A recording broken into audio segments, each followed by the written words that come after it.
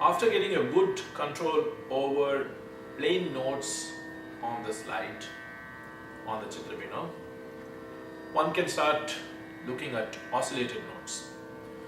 The oscillation in Carnatic music is a very unique feature because it's very distinctive from many other types of oscillation that one may come across in jazz or pop or even the tremolo and the trill and the vibrato and some of the other Western systems.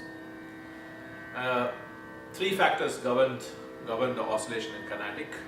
One is the speed of oscillation, the other is the number of times, the frequency that one oscillates.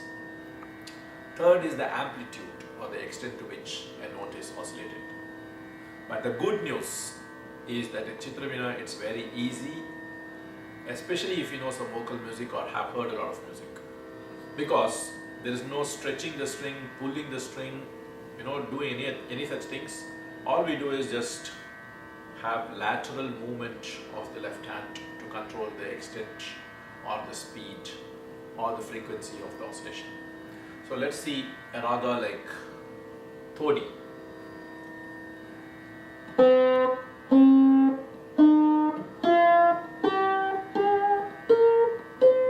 In Carnatic music, if you play it without oscillation, it will almost be like Sindhu Bhairavi in Carnatic Thodi. But when you start oscillating, from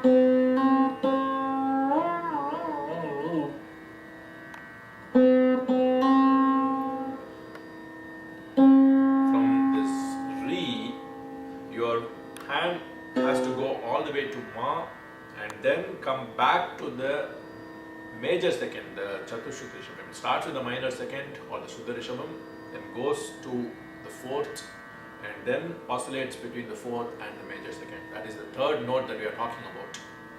So it's everything but the third in the raga like Thodi.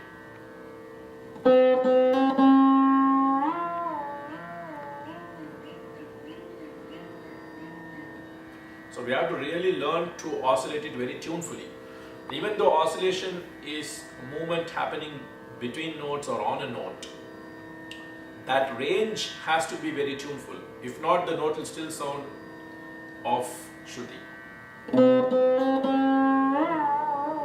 If you do something like that random, it will not be Thodi at all.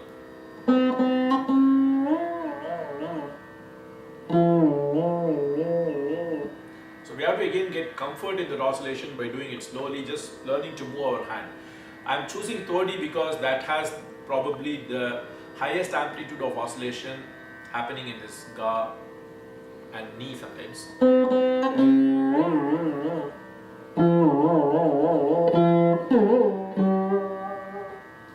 Whereas the Da in Thodi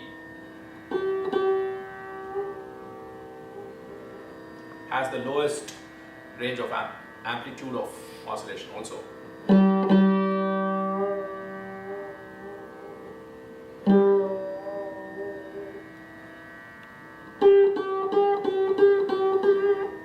So just see how subtle that movement is.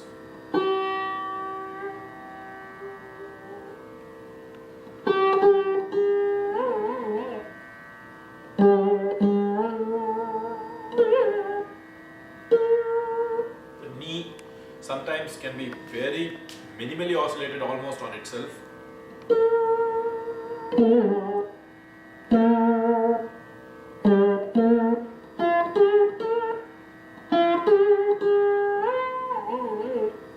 Then when you have a full range of oscillation, it's back from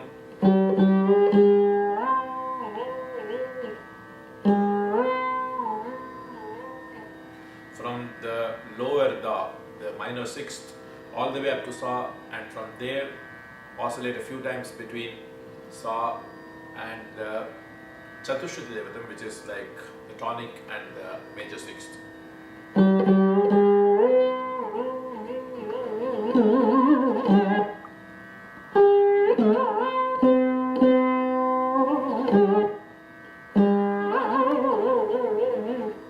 So when you do it fast also, it has to be accurate in order to be tuneful. So we have to practice these oscillations very slowly in different ragas. If you take a raga like Kalyani,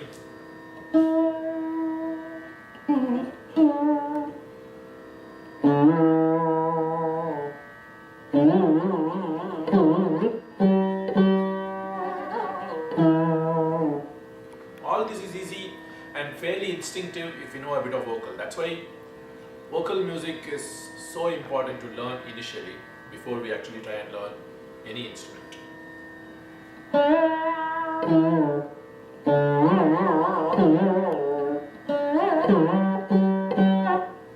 The second thing is how to connect various notes.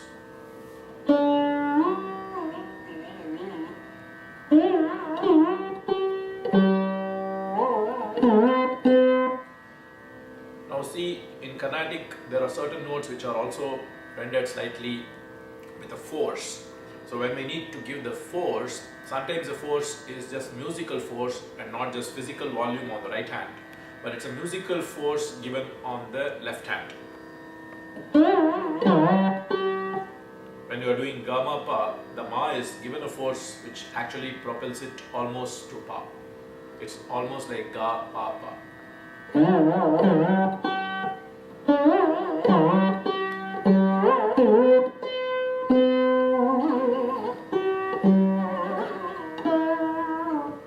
So like that. So we have to give the force on the left hand. That's what is the main distinctive feature of the gamakam called spuritam, when we actually render one note two times, but the first time plain, second time with the force from the note immediately below.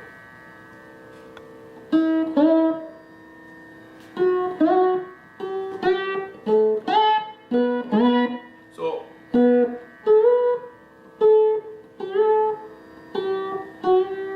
we have to practice exactly taking the hand to the previous note and then giving a force.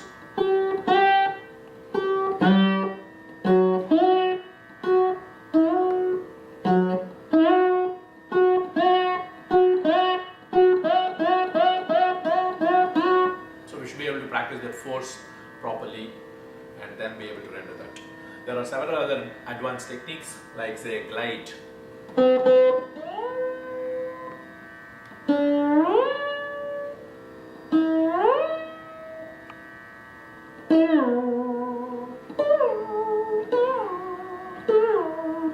The upward glide or the downward glide, what is known as jaru or the meent, which is typically more in Hindustani music but is also used sometimes in Carnatic.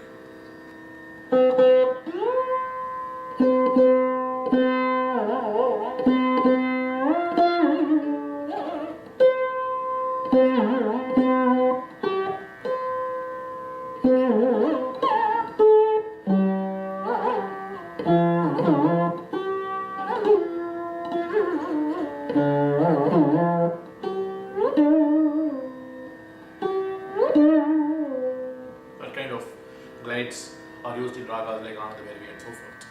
So we have to practice all this slowly, but the fundamental techniques are plain notes, oscillated notes, which is all about grace, and then the notes which are given the force, like in Spuritam and Tripucham, Ahatam, Pratyahatam. Now, Ahatam and Pratyahatam is just two note combinations where successively they are played but with force for every opening note.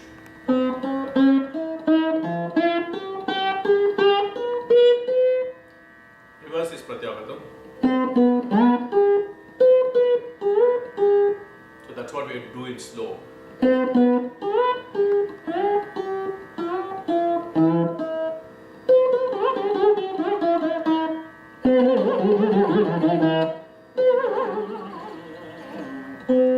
So like that.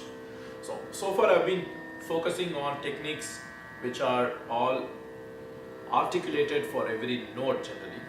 I'll now explain in a different session how to play lyrics or continuous slurred kind of phrases.